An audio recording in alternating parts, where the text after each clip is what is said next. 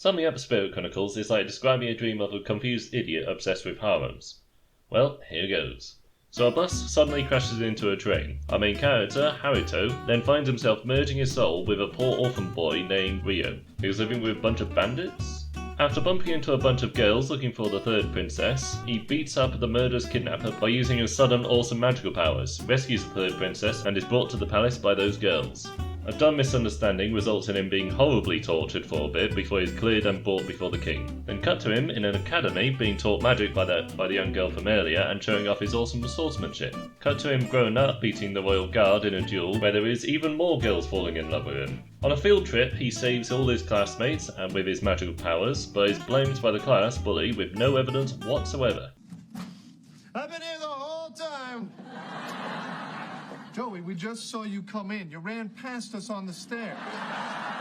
So he goes on the run. A young fox girl then tries to attack him but fails. He breaks her enslavement collar and she goes with him out of the kingdom.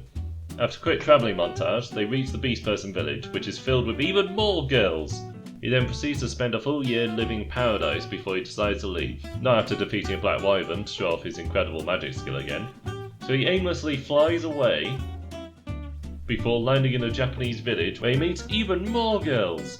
After beating up a muscly assaulter, he heads to the Japanese city where he beats the best swordsman in the land and presents himself before the ruler, where it's discovered he's the true heir to the Japanese kingdom.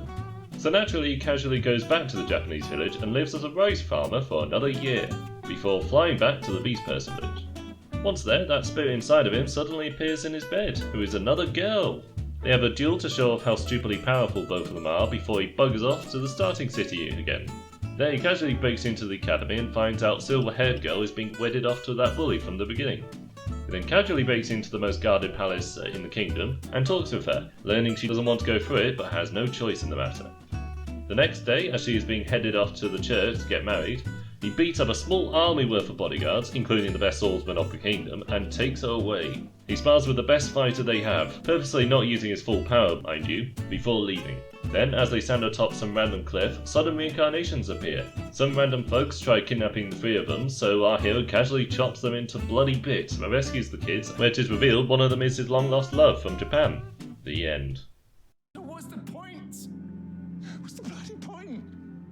Spirit Chronicles is what happens when the Isekai copying machine reaches its inevitable conclusion. That is to say, a bland, stupidly powerful black-haired protagonist lives a life of luxury surrounded by lovey-dovey girls. Honestly, this show serves as the perfect archetype for what writers of Isekai need to avoid. For character writing, give your protagonists difficult challenges to overcome. Don't just have them fly around easily solving any problems they encounter. Give them an actual personality with human emotions, flaws and strengths.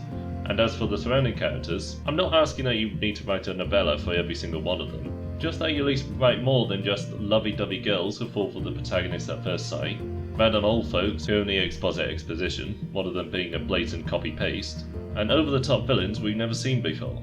For world building, think about how your fantasy society would evolve with magic systems, dangerous creatures and unusual environments, while subtly explaining this to the viewer. Don't just have a feudal society with slums, palaces and academies, a small desert and ice berm away from a fertile forest filled with beast people, and an unclear distance away from a literal medieval Japanese society.